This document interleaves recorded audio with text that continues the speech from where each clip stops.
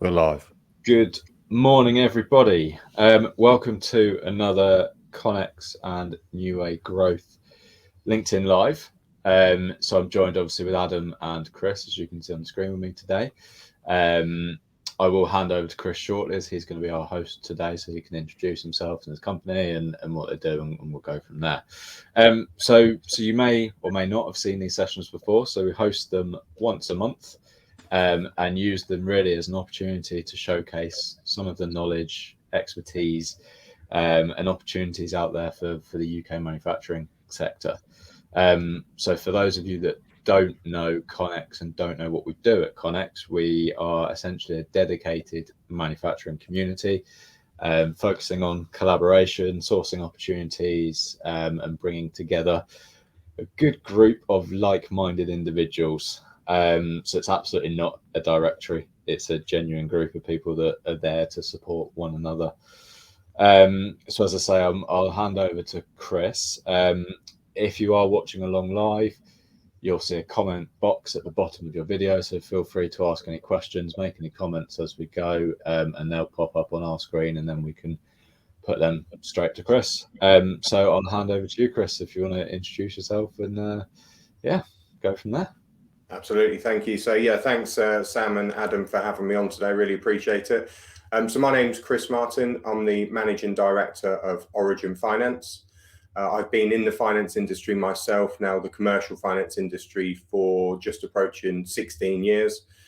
So got quite a lot of experience. I started Origin Finance around 4 years ago, having worked for the UK's largest privately owned finance brokerage. And the primary reason I started Origin Finance really was to take a more educational approach with our clients and customers, as opposed to a salesy approach. My time in the finance industry highlighted that there is a significant lack of understanding around not just business finance, but personal finance, all types of finance. And what we're here to do is to really educate people, fill in a few knowledge gaps, get them a little bit more comfortable with finance, the ins and outs of it, how to use it, how it can benefit the business, the pros and cons, and things like that. So Origin Finance is a finance broker.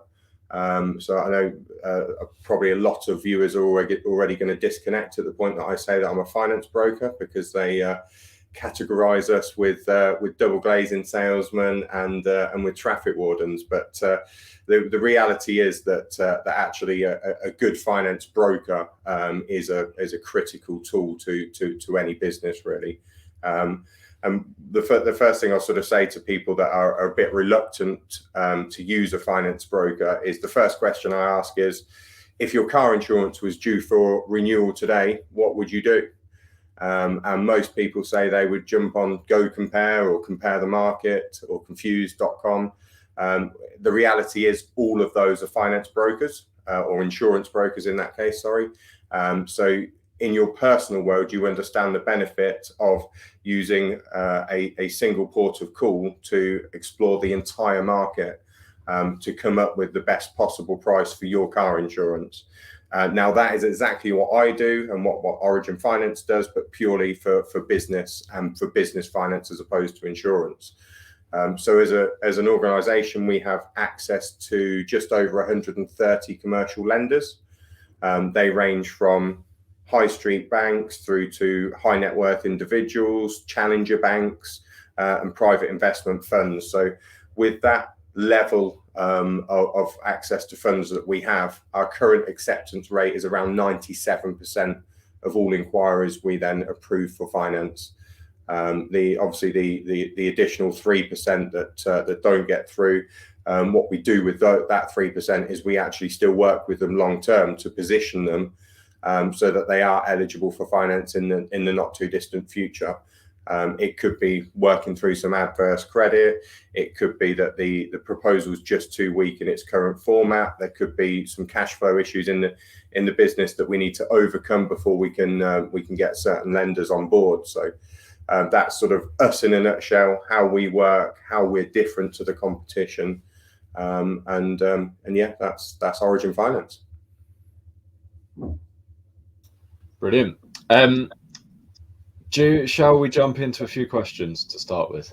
Is that the best thing to do? I mean, we've already got one in from Luke, and there was a couple of comments on my LinkedIn post that I put out this morning. So obviously, Adam, feel free to follow up with anything that you've got after this as well. So the first one that's coming from Luke is essentially, where would you start to look for this sort of funding and finance if you had a new project?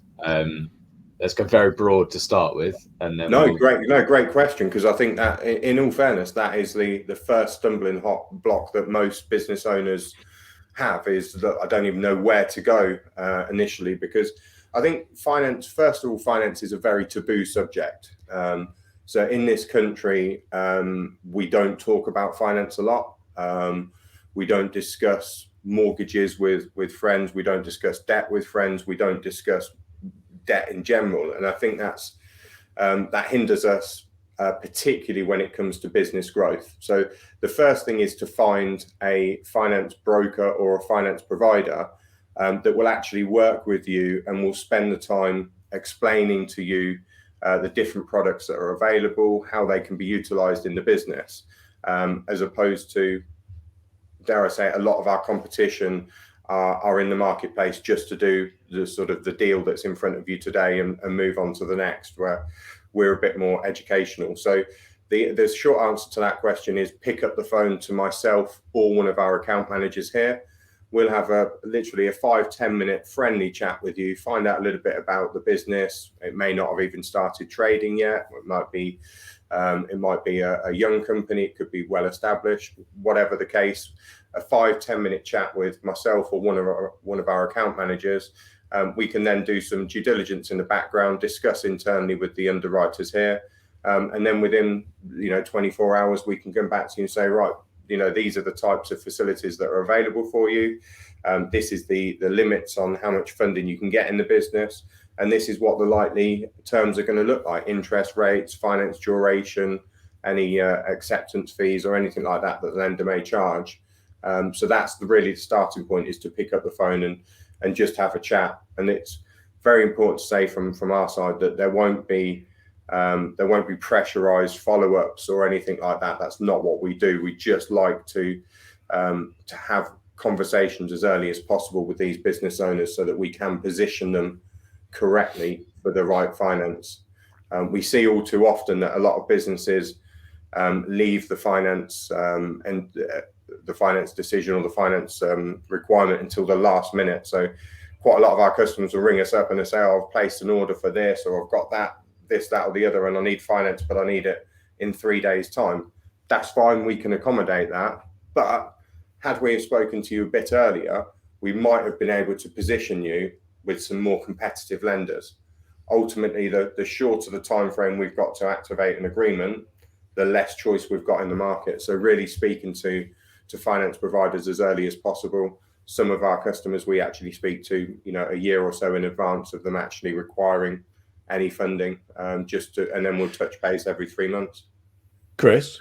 Yes. Now, it got me thinking here now from a process point of view. Why do you think that is? Why do you think, in particular, business leave it so late in finding if they can get that option? Because I think a lot of it is nervousness. It's not going to be the case for everybody, so I don't want to insult certain viewers or listeners. But as a general rule, I would say the main reasons are a lot of people don't understand enough about finance, so they kind of just leave that bit on the back burner until it's the final piece of the puzzle. And I think another part of that is actually a problem within our industry, that we're viewed as a high pressure sales industry, and we can't get around that. That is how the industry used to be. It's far more heavily regulated now, which is fantastic. More and more regulation is coming in, so it's making the process much smoother and things like that. But there's still the negative connotations that have existed from old, which we as a business are working hard to overcome. But I think the majority of it just goes around nervousness and people not wanting to discuss what they don't Yes. understand, particularly finance. You know, in this country, it's just not discussed, which is the I biggest suppose issue.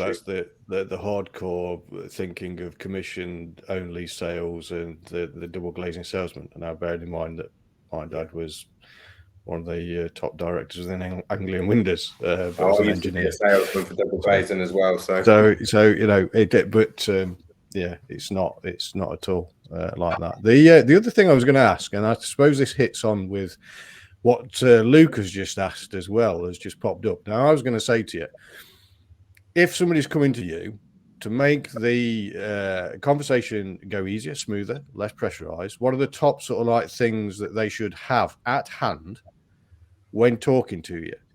great question. So they haven't got to, you know, you're not scrambling about. Now, Luke's also asked this in another way as well. Well, sort of attack onto that is he's saying, what do we usually have to give away for the funding? So what are my top things that I need to have at hand, and what am I looking at in generally terms around what am I going to have to take the pain on? Yeah, fine. So in terms of just in order to have a general chat with a customer, let's say it's a business that's already up and trading as an example. It would be very useful on that initial phone call to understand the last couple of years turnover for the business, the last couple of years profit or loss position for the business, and then most importantly is if you're looking for funding, whether it's to purchase equipment or whether it's a commercial loan to boost working capital, what is that going to do to your business? How is that going to change your business? So it might be we've got someone that wants to order a new CNC machine. Now that's absolutely fine, but what is this CNC machine going to do? And then when we start getting chatting to people, actually that's when you find out, oh, we've won a new contract. Right, fantastic. Right, who's the new contract with? How much is it worth? What's the payment terms? All things like that will add gravitas to an application. And I see it all too often with, and in all fairness, a lot of lenders comment on this as well, is that there's a lot of finance brokers out there that don't take the time to understand the customer's business. Now, we're the sole conduit between the lender and the customer. So it's our job, almost like Dragon's Den style, it's our job to portray your business in the best possible light to the underwriters. The better we can explain a business and the better we can get the underwriters to understand a business, the more chance there is of it being accepted, and quite often the lower the interest rate. So the more information people have available on the phone, the better. I'm not expecting customers to be accountants and have everything to hand, but just the basics of the rough turnover of your business, the rough profit margin, and sort of what you're looking to do with the funding upcoming is really the three basics. I'll be a bit less harsh on that. Is that it is that for me, from a direct point of view, and what I do is, if you're a business owner, you should know your bleeding numbers off the top of your head anyway.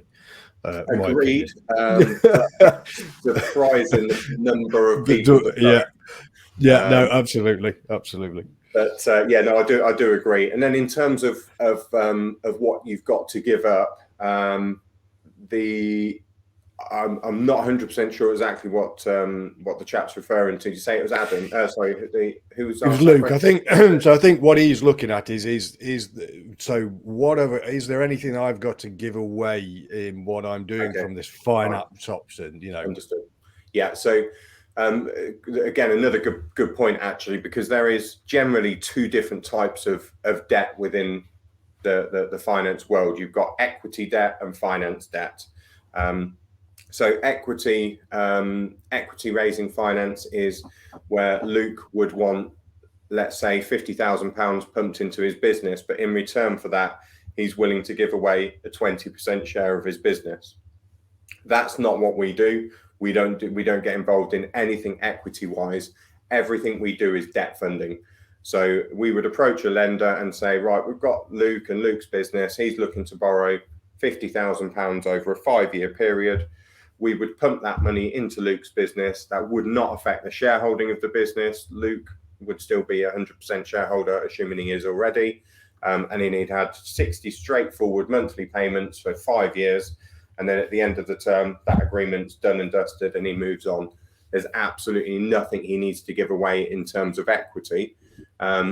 Now, I will highlight at this point, sometimes personal guarantees are required, and that is purely dependent on the strength of the company. So, if you've got a company that's got a very strong balance sheet looking to purchase machinery, they're not going to be required to sign personal guarantees.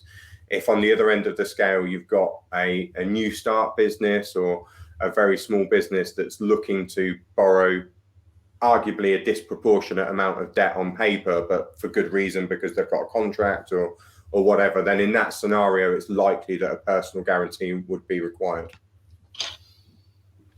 The only other question, sorry, Sam, the only other question I was going to say, no, but actually, no, I'll leave that until the end. Don't worry about that.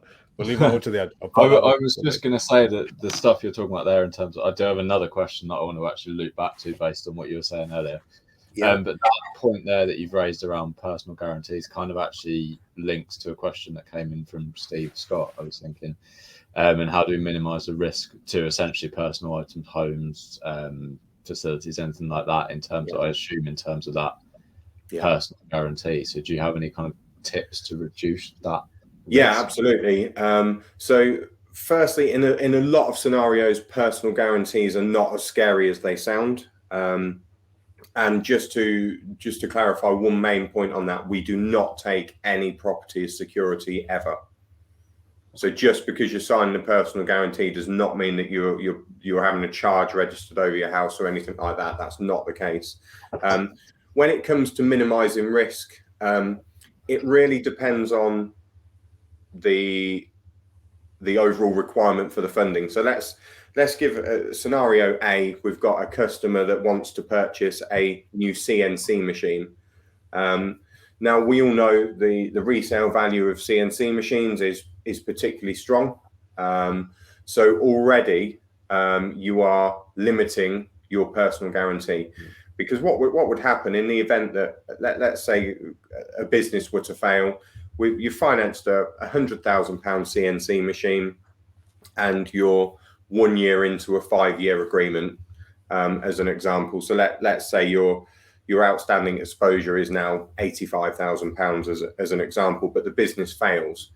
The first thing the lender would do is contact you as the director and have some discussions about, look, is there a way out for this business? Are you looking to set up a new limited company, take over the trading? Are you just suffering some short-term cash flow issues that we can potentially assist with holiday payments?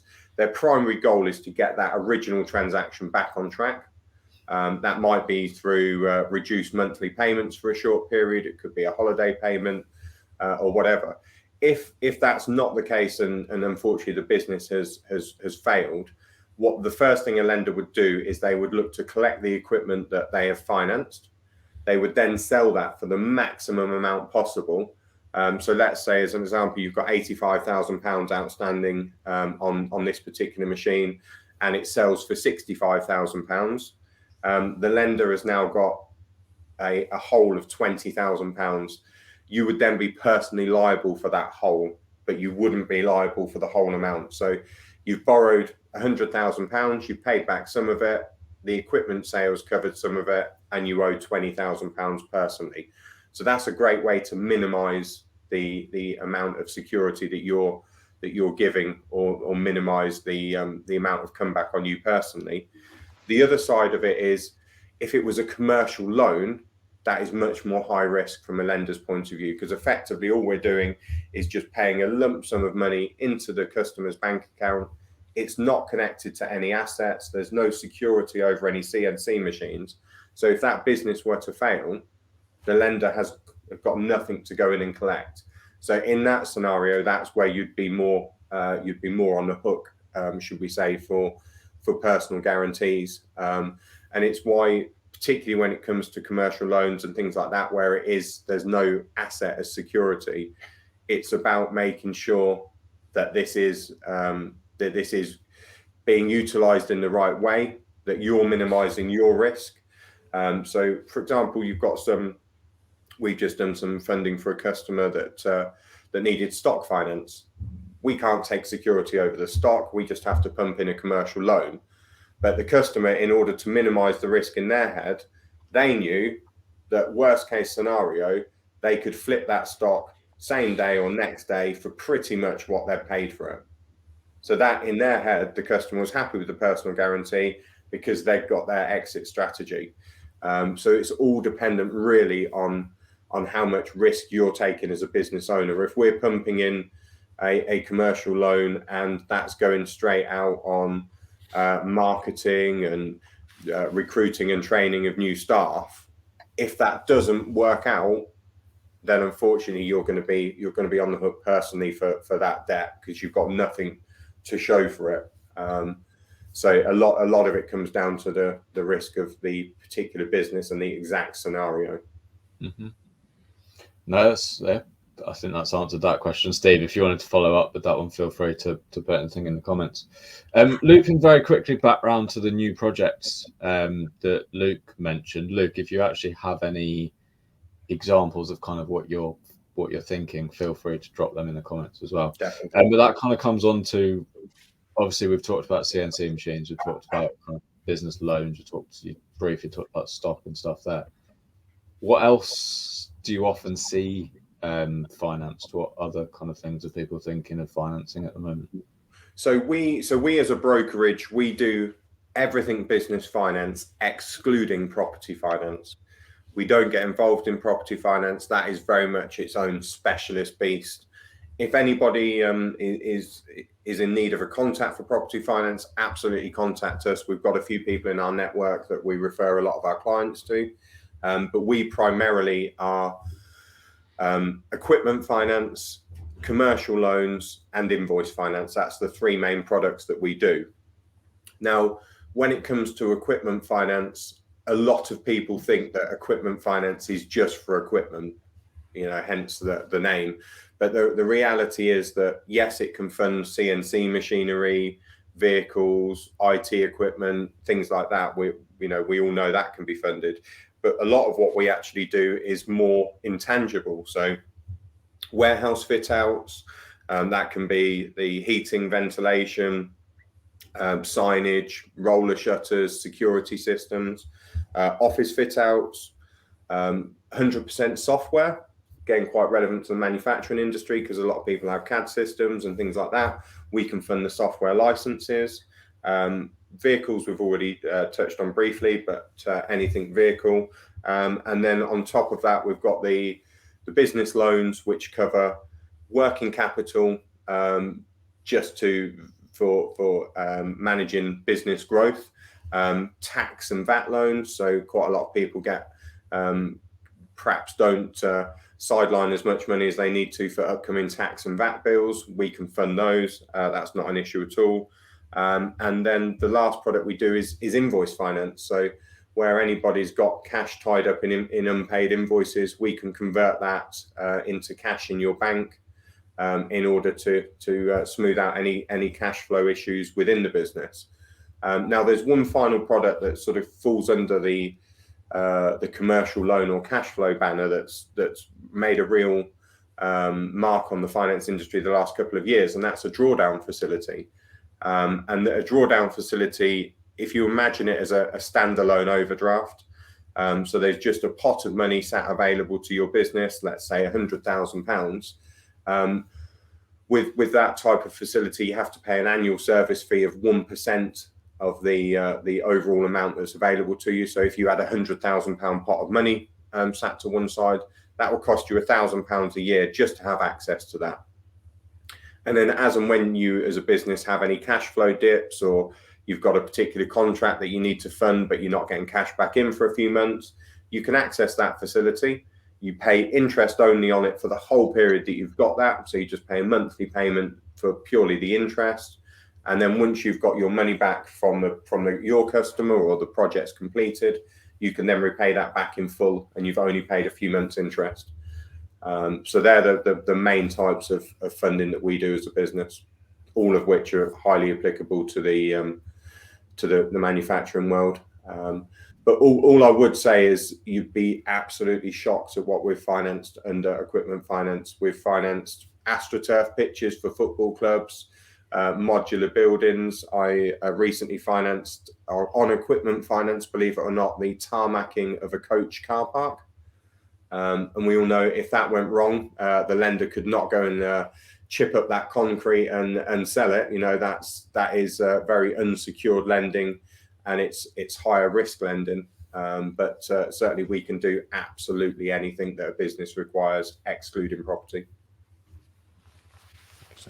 I was going to ask, there's one here from Mark Weymouth, and he was asking around startups and when the funding and finance is needed from a startup point of view, how readily available is it to them, or how affordable is it? Do they get treated the same, or is there something completely different? Unfortunately not.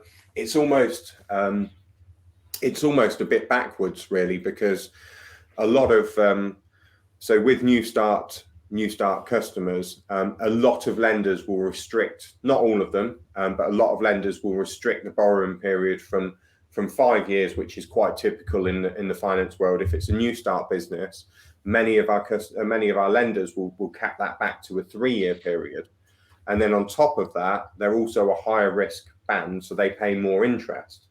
So you've got, if you're a new start business, essentially you have a shorter finance period and a higher interest rate, which is a bit backwards, really, because you actually need a lower interest rate and a longer finance period in order to give your business the best shot of being accepted. But look, unfortunately, it's not my money that we're lending.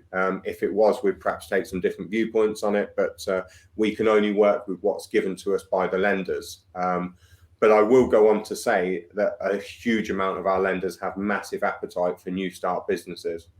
Around probably 25% of what we do month in, month out is for new start businesses, whether that's restaurants, manufacturing businesses, golf clubs, whatever that is, we can fund it. Now, for new start finance, there is a lot of asset finance available, or equipment finance. So if you're setting up a new manufacturing business, it's easy to fund the machinery, the vehicles, your office equipment, any warehouse equipment. That's all easy. Where it becomes a little bit more tricky is where new start businesses need access to commercial loans. There are very few lenders in the marketplace currently that are providing commercial loans to new start businesses. So that's important to know. And I've just spotted, I don't know whether Sam, I've just spotted this one, and there's two here that I've just spotted come up.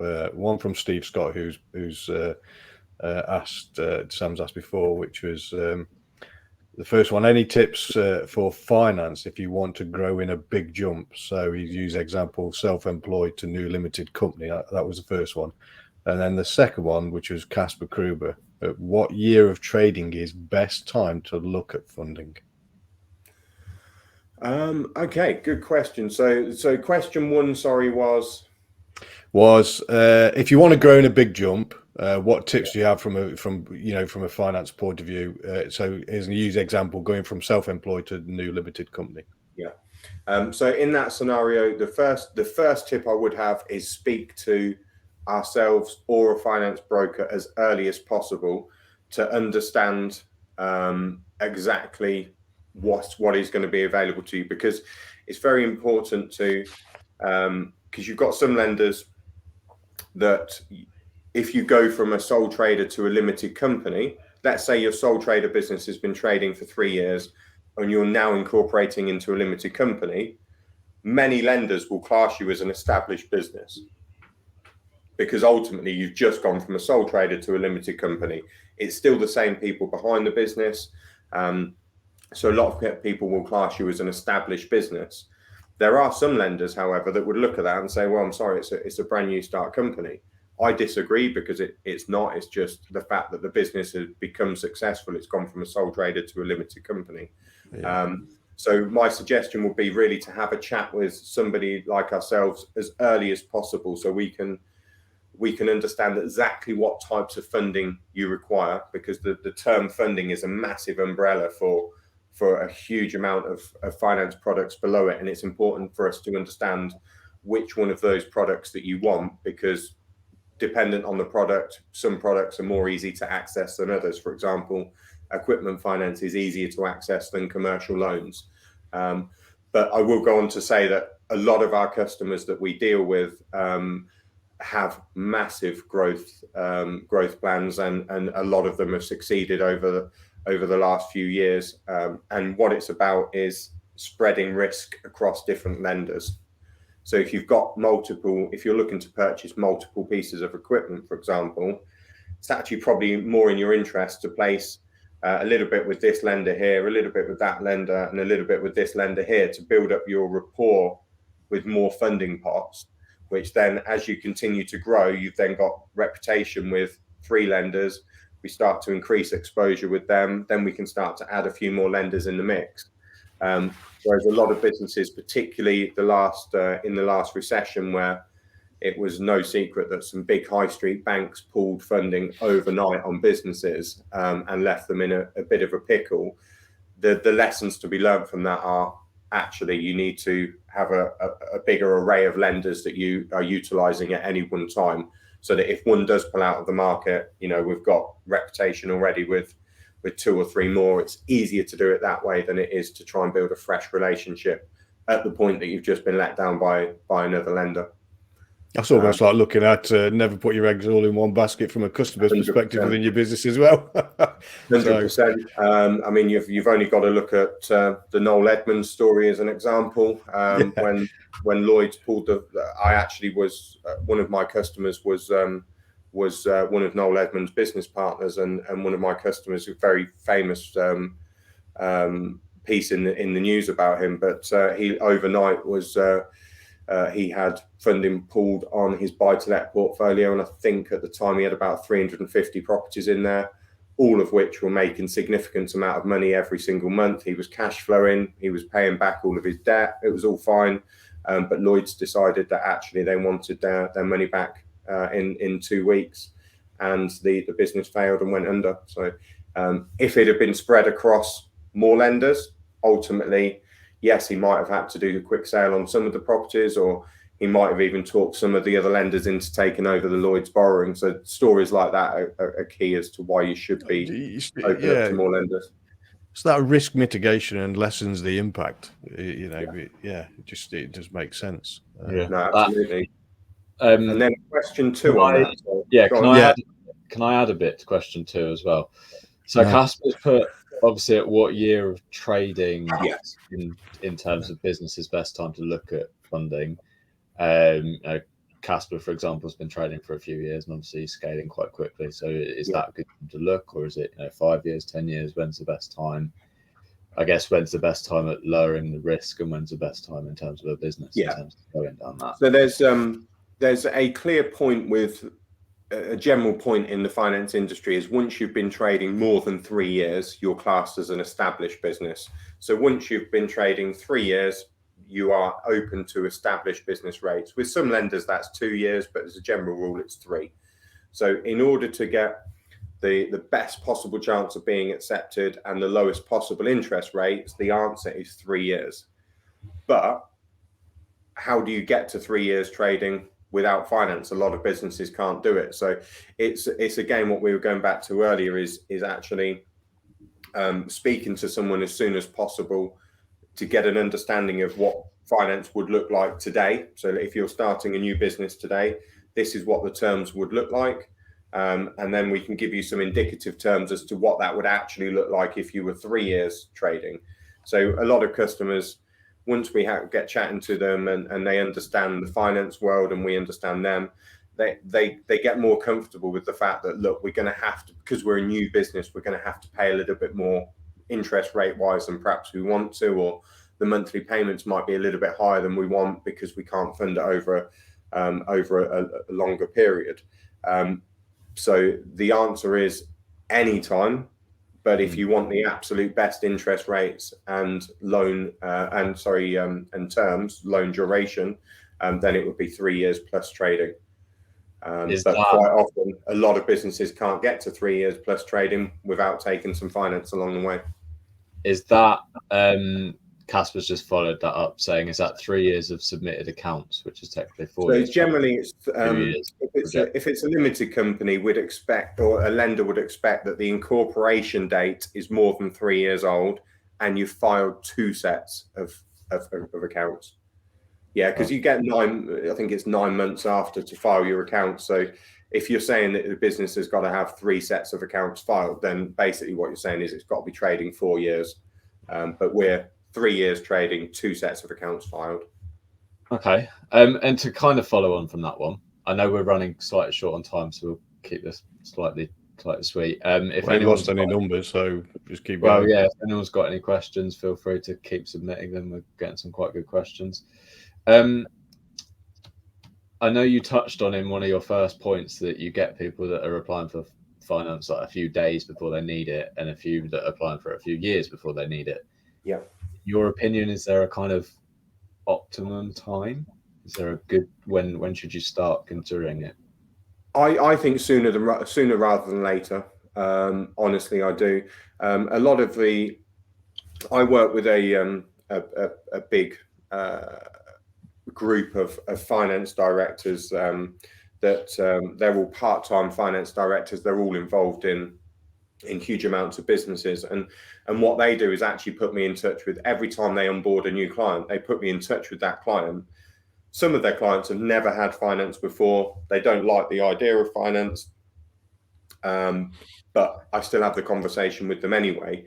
And what you actually find is once you start sort of covering off people's concerns around finance, they become warmer and more open to the idea. And we've had scenarios where people come to us quite late down the line, and perhaps, and this was a live example actually, a few weeks ago, we had a customer came to us, a scaffolding business, and they wanted to finance, they'd just won a new contract, didn't really have the cash in the bank to fund it, and they wanted some working capital.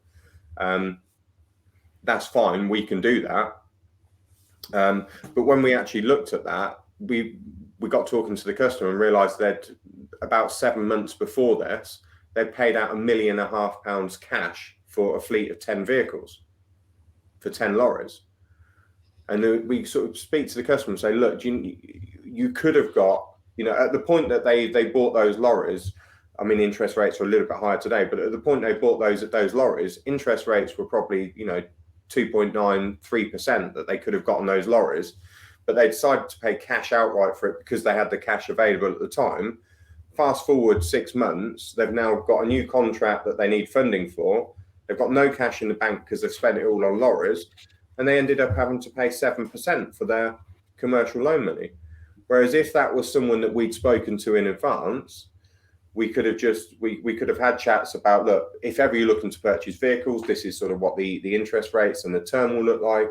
If ever you need working capital, this is what the interest rate and the term will look like. And you can bet your bottom dollar the customer would have financed those lorries at the start and retained the £1.5 million cash in the bank. So it's all about speaking to people as early as possible. And from our side, it's never wasting our time. Because we know the amount of conversations we have with people where they don't proceed immediately, or we don't hear from them for a year or so after. But what you find is they speak to their friends about the conversations they've had, and then we get their friends are ringing us up saying, oh, actually, you spoke to Joe last week. I just wanted to run this past you. And the amount of business we write off the back of just getting people talking about finance is phenomenal. So it really, pick up the phone today. Absolutely, pick up that phone today. Yeah, I think that kind of leads on to the next question. There is a bit of a running theme here where it's, as you said originally, there's no kind of negativity around finance, that we need to talk more about it. We need to talk about debt. We need to open it up as an opportunity rather than a kind of negative connotation that's got. The question, because the thing, just to add on to that, so you see, the thing for me is in around that is I've said before, I work on 5 principles within business: strategy, process, people, and systems. They will drop into there. If you want to affect your business, you've got to do this. If you want to grow your business, you need cash. It's as simple as that. So, and that thing, you know, as Chris has just mentioned there, that £1.5 million, I'm just going to chuck that at this. But what you need that cash for growth. That cash is there for growth. You can. The working capital side is easy, and I think it is that awareness around what finance and the funding can actually give you, and to enable growth. Keep hold of it. It's using that as a kind of supporting mechanism, almost running parallel to your business. So keeping that line of conversation open with you and saying, right, this is what I'm thinking. Should we be looking at finance? Should I be using the cash, and just keeping that line of conversation continuously going, like you do with an accountant. You're continuously speaking to an accountant to see what you're up to and that sort of thing. It should, from what I'm taking from this, it should be exactly the same attitude. 100%. And for some of your bigger clients that have got finance directors and things, put your finance directors in touch with us. We'll have a conversation, because what your finance director will be very good at is mapping out the future cash flow of your business, understanding where there's going to be some cash flow pinch points, understanding where there's going to be some capital expenditure required, and then we can start to position you with those lenders. That could be a year away, but if we can say to your finance director, look, if you can get to this point, so if your 2023 accounts will show a profit of at least X amount and your balance sheet is here, we can definitely place you with this lender. So this is going to be your interest rates. So it's about doing it sooner rather than later. And also one big misconception, I think, is that majority of business owners think that business finance is for businesses that don't have the cash to pay outright. That could not be further from the truth. We've just done a £2.5 million warehouse fit out for a household brand that everybody listening will know, that turns over a couple of £1 billion a year. And if you look at their latest set of accounts, they've got roughly £300 million sat in their bank. So why would they come to us for £2.8 million worth of warehouse finance? Because there can be significant tax benefits to go with it as well. So a lot of these bigger organizations will take on debt because it's easier to offset debt against your tax than it is cash in the bank. So, you know, it's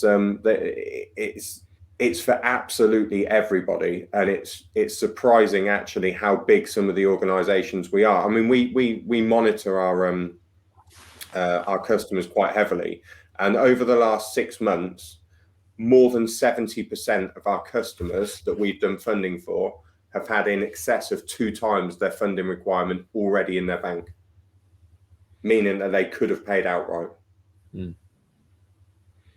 Yeah, so it's starting that conversation, getting that relationship, so it just becomes the normal pattern. Yeah. Yes, I've got cash in the bank, but is there an opportunity here to finance it instead, and building that? You know, if you've got a ton of cash in the bank and you know that you've not got there's absolutely nothing upcoming that could diminish that cash, then don't use finance. Pay for it. But if there's a chance, or utilize the cash to get a 10-12% return on something else, and then have a finance loan to 2%, and I'll net the difference. Cash, make it work for you. Exactly. Yeah, that kind of leads on. I think I'm going to answer this question for you. You're going to say, talk to you. How do you know as a business if you're kind of eligible for funding? I guess it's down to that conversation in the first place. Yeah, absolutely. It is about having that conversation. The one thing I would say is the amount of customers we speak to at the weaker end of the scale, should we say, so new start businesses or small businesses that have been loss making, or businesses where the business owner or the business might have a bit of adverse credit, a CCJ, things like that. With a panel of 130 plus lenders that we've got, we can, with a 97% acceptance rate, the chances are you are going to be eligible for funding. But you might not be eligible with NatWest Bank. You might not be eligible with Barclays. We're going to have to come down the food chain a little bit, but we will find a lender that fits with you.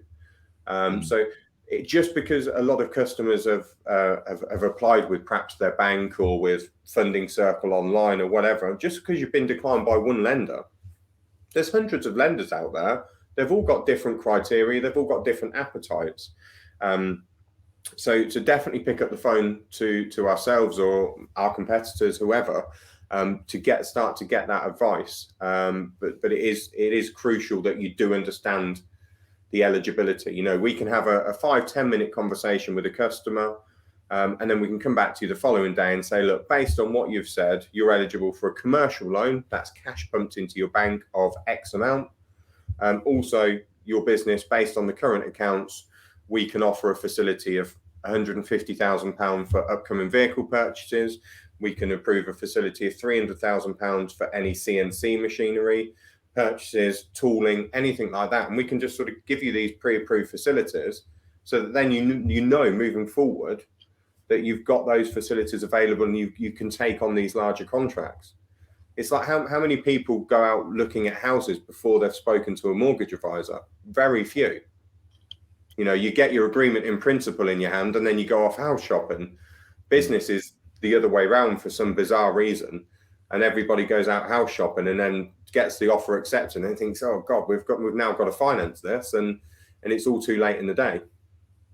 I mean, the thing for me is they are so closely related in from a process point of view. It's you know, it's no different if you're looking at a personal finance. So let's give you an example of like what you're saying earlier is, I've got a debt on one, I don't know, credit card. You've got 10 grand, and so what you try and do is say, well, okay, I'll mitigate some of the risk, or I'll mitigate some of my payment to make some of the money work for me. I'll put some in that lender interest, I'm paying interest free, that lender interest free, and that lender interest free, and I'll split that off so I'm not paying the interest. You're only doing exactly the same within business. It's virtually exactly the same. It's the same sort of principles. Yeah, it's bizarre. I mean, whenever we've exhibited at trade shows and things in the past, and you sort of try and speak to people and they're like, oh, no, I wouldn't have finance in my company. And you sort of watch them walk off down the aisle, and you're like, well, I know that you've got a mortgage. I know that you've got a car on finance. So why not take that mentality into your business world? I mean, just as especially if it delivers growth. I know. You know, as an example, have you got any idea what percentage of cars are on finance that are on Britain's roads? Oh, I would hate to guess that one. I'm going to say it's got to be the 90s, but okay. So are we saying that 96% of people that drive cars can't afford them? Yeah. No. Yeah. You think if you go into a car dealership now, you could not walk out of a car dealership without getting a finance option in your hand. They physically wouldn't let you walk out the door. Yeah. You know, so we understand in our personal lives that actually it makes sense to spread big purchase costs over a longer period of time. If you're buying a new CNC machine, well, rather than paying out 100 grand cash and really battering your working capital, well, how about you get that machine to pay for itself over the next 5 years? You know, it's just logical, but it's just changing people's mindset of how to think about it. What's again, probably a difficult question to answer. How long does the approval process tend to take, and what's the usual kind of turnaround from engaging for the average itself? For the average transaction that we see, so your standard commercial loans, equipment finance and things like that, as a general rule, no longer than 3 days to get approved. You've got customers that are used to waiting weeks from high street banks, and then probably getting a no at the end of that anyway. But no, we certainly turn things around very, very quickly. What we're good at is having fantastic relationships with our lenders and really understanding exactly what their appetite is at any moment in time, because lender appetites change so quickly that we need to be really on the ball to ensure that we only go to lenders that meet that customer's criteria and where the customer meets that lender's criteria. We hear it so often from other lenders when they come in to visit us and we're doing a bit of relationship building and stuff. And the amount of proposals that they get from other brokers, for example, one of our lenders categorically does not touch the construction industry, never has, never will. It's not their bag. They don't understand it. But the amount of times that brokers keep sending proposals into that lender, now that lender has an auto underwrite system that carries out credit searches and things before it's seen by a human. So that finance broker has now just had unnecessary credit searches carried out against his customer's business with a lender that was never going to consider the application. And that's what we deal with day in, day out. And it's people not understanding the panel of lenders that they've got on their books. And then you can go to a lender and you can wait 2 or 3 days for them to come back, and then they'll decline. And then we go to another lender. And the reality is, well, you go into all of the lenders that were never going to approve this. With us, the customer comes into us, we can look at it and we can say, right, this is definitely absolutely going to be accepted by this lender, and this lender. But actually, we've got a 50-50 shot of getting it accepted with this lender, that if we did get it accepted with them, it would be significantly cheaper. So we'll then work on that application, add some real gravitas to it, explaining the requirement, try and really overhype the customer. And chances are we'll actually get that accepted with a lender that ultimately it shouldn't have been accepted with. Yeah, no, I think for me, as I said from before, for me, it is that having that conversation, learning what's out there, seeing what the opportunities are, and just keeping that kind of line open, because it, as we've kind of seen, it should be in everyone's mind. It should be a kind of mindset that's just natural. It shouldn't be a negative thing. It should be something everyone is at least considering or aware of, so they know that when the time is right, they should be going down there. Casper has just asked if the type of funding can be used as deposits on commercial properties. There are some lenders that will allow that. Other lenders won't. But what we do a lot of is where we've got customers that have got some cash in the business. And what we do is they can use that cash in their existing business as the deposit on the commercial property. We can then pump in a commercial loan to replenish the working capital needed in that business. There are some lenders that are happy to accept, or my understanding, speaking to commercial finance brokers, is there are some lenders that are happy for loans to be used as deposit, but many lenders are not. So that's one where I'd just suggest picking up the phone, chatting the specific scenario through, and we can give you some pointers on that. Brilliant. I think that's all the questions that I've Good got discussion. seen at the minute. Adam, have you got anything else to add? No, good discussion. Well, it's a good discussion. Yeah, one point I would just like to finish off with, because I think it's something that a lot of people don't realise, is that we are remunerated as a finance broker. We are remunerated directly by the lender. Okay, the customer never pays us any fees. So if you want to pick up the phone and have a conversation, there's no fees for that. The only point we get paid is once we've activated an agreement, the lender will give us some remuneration by way of commission. That doesn't cost the customer anything extra. And another point is around 45% of our lenders, or 40%, I think it is actually, of our lenders will also do direct transactions. So they'll deal directly with the customer. In those scenarios, the pricing for the customer directly versus the customer going through a broker like ourselves is identical. So it doesn't cost the customer any extra money, but you have all of the extra benefits of a finance broker that understands how to get applications through with those lenders. But on the flip side of that, 60% of lenders that we have on our panel do not accept direct introduced business.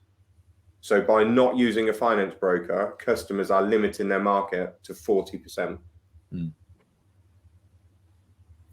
Okay. I'm gonna ask you to follow up with some of this, with some information, and we're gonna have to put some more out there, because I think that's the key one there for me, is that because people automatically assume that the commission that as an example, Origin Finance are going to get is tagged onto their actual application, and it's not. They're not. It's thinking going direct. That's the key. Get like a 10% discount. It's not. That's not the case at all. Yeah, I think that's one of the common misconceptions, or the biggest one that we have in the industry. But yeah, it's, you are limiting your market by not using a finance broker. You are also, you as a customer, what lenders don't do is ever advertise their real criteria. So you can't, the lender I was talking about that says they've never done construction, never will. If you jump on their website, it doesn't say we don't do construction. So as a direct customer, you know, you're not going to know that. And I was speaking to one of the directors of QuickBooks a few years ago, and they'd just carried out some research. This was 2019 or 2019 it was. And the average bank loan application took 6 hours for a business owner to complete. Well, you can spend 6 hours doing an application, wait 2 weeks for your decision back, and unfortunately it's a no. What do you then do? Spend another 6 hours? Business owners don't have that time.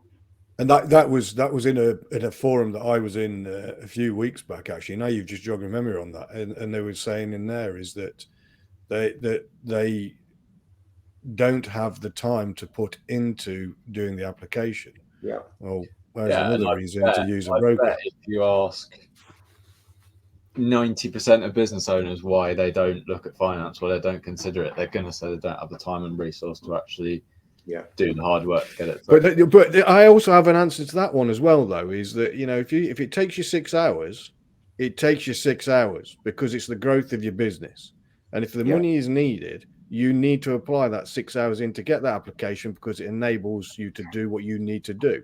Just to sit there and say, I can't be asked to do it, then I ain't got the confidence level in you delivering then in the first place. You know, your commitment level's off. So, but I agree with what you're saying, but it's the fact of direct customers just do not understand the criteria of certain lenders. And if you can have literally a 15-minute conversation with a customer, I'll get all of the information that I need that the customer would have spent 6 hours completing an application form for. It's stress and anxiety and everything. I can keep going to numerous lenders. Just saves everybody time. Yeah, absolutely. And that's the thing, is it's the stress, the anxiety, and everything like that. Not just the time element of thing. It's the pain that is in going through that. Why not use somebody that is far more knowledgeable on that? We do it in our personal lives. Why not business? Absolutely. Exactly that. Absolutely. Brilliant. Well, we'll bring that to end. What I'll do, I'll ask Chris to go through the comments on this post and just connect and make it and answer any of those questions if we did miss any out. Yeah, absolutely. Thank you as well, Yinch and Bob. You just put a comment in there as well. So yeah, Steve Scott, Steve Murphy, all saying thanks. Good discussion. So I found that really interesting. Obviously, if anyone wants to learn more about what we're doing, if anyone wants to learn more about what Adam's doing, and obviously what Chris is doing, then feel free to reach out to any of the three of us, and we'll be able to support. And if anyone wants to join one of these sessions with us in the future, as I say, we hold them every month. Feel free to drop me a message. But yeah, for now, thank you all for watching and listening, and I think that's been very, very beneficial. So thanks, Chris, and thanks, Adam. Thanks for having me. Thanks very much.